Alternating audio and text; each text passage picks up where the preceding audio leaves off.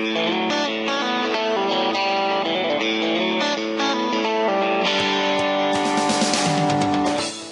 going to share some information with you that you're probably not going to like, and that's fine. When we began to have discussions about how we deal with all of these issues challenging agriculture, one of the things that we came to the conclusion about was the need to fundamentally reintroduce who we are and what we do to a public that is largely uninterested and uninformed. And we don't have the resources to, nor do we really need to, engage 310 million Americans. Because you've got a group in the middle of the bell curve that we discovered in our research is, for lack of a better descriptor, and I don't mean this as a pejorative, but they're kind of blissfully ignorant. They just assume that food is going to be there, it's going to be safe, it's going to be nutritious. They don't think about these issues as top of mind. Now, if there's a hidden camera video, if there's a food recall, they will get exercise. They will pay attention. But for the most part, they really don't pay attention to who we are and what we do. However, if you look at the Rogers model for the adoption and diffusion of innovation, which many of you I'm sure are familiar with, there is a group that is interested. Everett Rogers came up with this model at Iowa State 50-some years ago, and it's been used extensively since to figure out how we introduce technologies to different publics, how we introduce innovation to different publics. And the group you focus on in that model is really the early adopter. That's the group that drives social change. So if you're introducing a new product, you look for the early adopter within your market segment. Thinking about animal welfare, food safety, nutrition issues, etc. You look for that segment of the population that is already interested in those issues. Because that's the group that will drive change. That's the group with whom we need to communicate and engage. It's not the innovator. This is the percentage of folks that are already members of PETA and HSUS. We can't get them. We're not interested in them. What we're interested in doing is this group, who is more interested in animal issues, has a concern about what we're doing and whether or not it's the right thing to do, but is looking for information. They are information seekers, so we can get to them. We can make a difference. We also know from over 40 years of Rogers research some of the attributes of the early adopters, so that begins to help us better define the kind of messaging we know that will work with them. They are better educated. They have larger interpersonal networks. What's best news for us, though, is they are information seekers. So they will go to look for information so they can have an informed opinion on the issue. They will not be dogmatic. They will be very skeptical.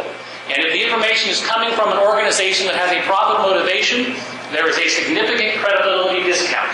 Okay? So if it comes from somebody who's involved in animal agriculture, who makes money from animal agriculture, there is a significant credibility discount. They love academics, they like veterinarians, they hate companies. So if you're coming from a company, there's a significant credibility discount. They're more rational, they're more intelligent, more favorable toward change. They are able to deal with uncertainty and risk, but they want you to communicate both. So if you're talking about the change to large-scale animal agriculture, what they want is both risks and benefits. You know, by bringing animals together in one location, it allows us to collect their waste and make more beneficial use of that manure. But it also creates greater risk if there's a catastrophic failure. So they want a more transparent discussion of the risks and the benefits. They're more favorable towards science as well. So these are people that we can really connect with if we understand what it is they're looking for and what they need in terms of information to be supported. It's also critical to know that adopter classification is issue dependent. We tested this year adopter classification for nutrition, food safety, animal welfare, and technology and innovation. We had the smallest percentage of early adopters around animal welfare. This is not a top-of-mind issue for most consumers. So I can be really interested in nutrition issues and not interested at all in animal welfare. So you can't assume that all consumers are equally interested in all issues. You really have to identify who is that group of consumers that are interested in the issue and then target them. As we get them to answer questions to identify where they are on the adopter segments, they don't see the labels, okay? So no one has to check the box and say, yes, I'm a laggard. So, if we look at building the trust in the humane treatment of farm animals, we basically gave them the 5 different descriptor statements, which I realize you won't be able to read in the back, so I'll read them for you. If you're quick to form opinions on an issue and you rarely rely on others for input, you are an innovator. Okay? So you've already made up your mind, I don't need any more information, I'm an innovator. If you actively seek information so you can have an informed opinion, you're an early adopter. If you make up your mind about the issue after others have debated it at length, you're early majority. If you don't think about it, unless you see something in the media, you're late majority. And if you only think about it if you're forced to, you are a laggard. What you will see here is that over 30% of the population say, I don't think about this issue unless I happen to hear something or see something in the media, which is why we're going to continue to see the proliferation of undercover videos. Because it's important for those who oppose who we are and what we do to continue to raise the profile of the issue, because this is not top of mind. So they need to continue to perpetuate that awareness to keep it top of mind. 25% identify themselves as early adopters, but what's also really important to recognize is that we had the largest percentage of the 4 issues we tested. 16.2% said they were innovators. That's where they are quick to form opinions and they don't rely on others for information. That's a higher percentage of innovators than we had for nutrition, food safety, or the use of technology and innovation. So you've got a hardcore group at the leading edge of this issue that is fairly dogmatic. They really aren't interested in additional information. They've already made up their mind.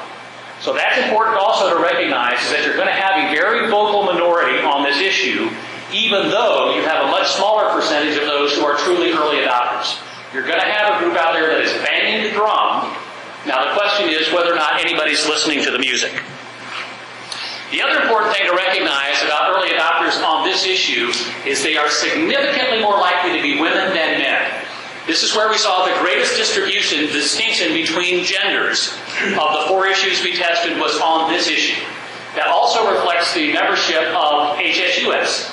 HSUS's membership, if I'm not mistaken, is at least 3/4 women. So these issues tend to resonate much more with women than with men when it comes to the humane treatment of farm animals. So we're beginning to identify who is that audience that's interested. Women who are better educated, who are likely to be comfortable with science, who are more comfortable with change, who are information seekers. But again, the early adopters significantly more likely to be women than men. We provided them significant education information on all of the issues we tested to see if we could find messages that would move the needle. Those messages that would be statistically significant at the 90% confidence level or better in changing the attitudes and perceptions of early adopters. And we had great success on nutrition, food safety, technology, and innovation. We only found 2 messages that moved the needle at that level for animal welfare.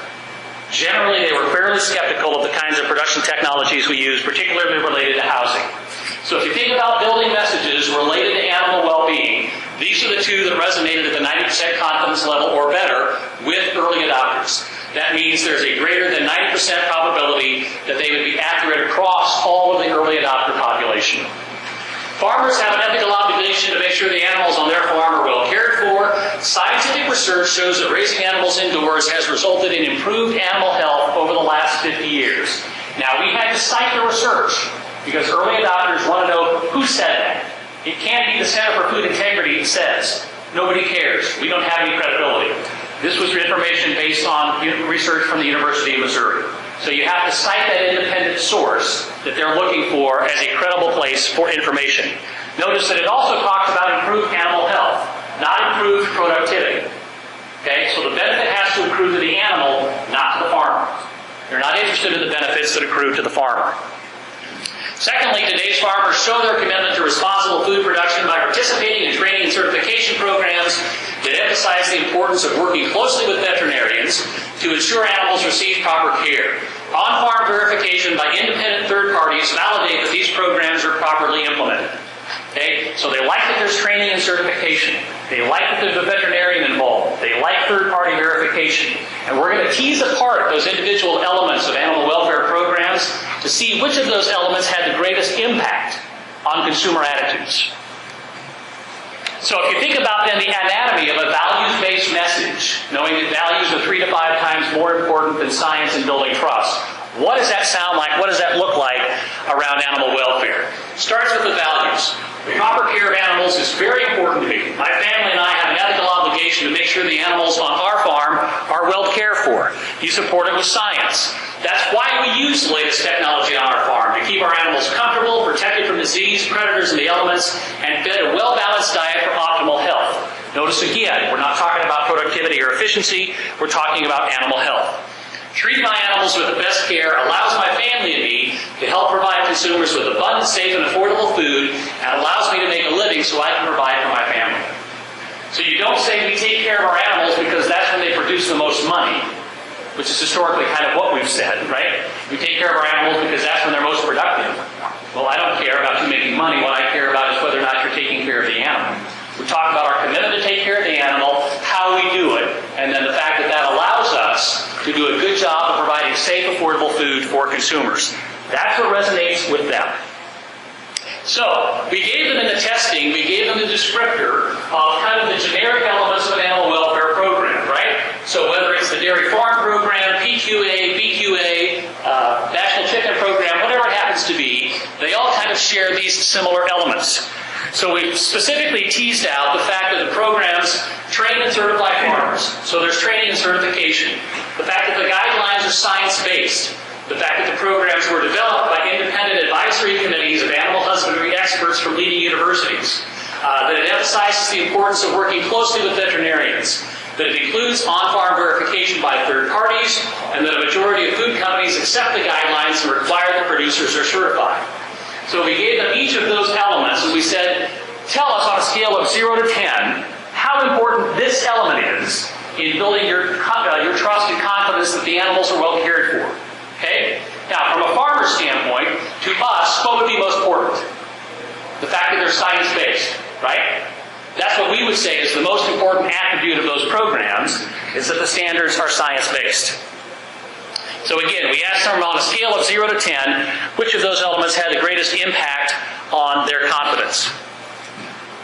Makes perfect sense, doesn't it? I'm kidding.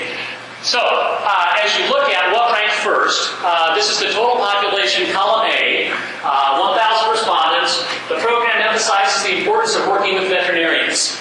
That had the top rank score on a scale of 0 to 10 of 6.99. So fairly high. A majority of food companies accept the guidelines and require the producers are certified. Farmers are trained and certified in the proper care of animals.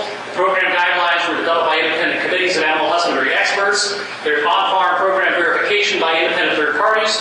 And last, the fact that the programs were science-based. Okay? That's least important to consumers. That's an important thing to recognize. Now, when you go to the early adopters, what you realize is, wow, every one of those elements had a greater impact on early adopters than on the overall population. Well, these are information seekers. They're looking for information so they can make an informed opinion. So that's great news for us, that if we give them this kind of information, we can move the needle. But what's also interesting is to look at the change in terms of the rank order. For the early adopters, the fact that a majority of food companies accept the guidelines and requires that producers are certified was first. Followed by, the program emphasizes the importance of working with veterinarians, followed by independent third-party on-farm verification. So they want to know that somebody else is watching the store. That's what early adopters are looking for. Science still ranked last, but all of the elements had a greater impact on the confidence of early adopters. So talking to them about the specific elements of what we do is a critical thing in building their confidence in our food safety programs.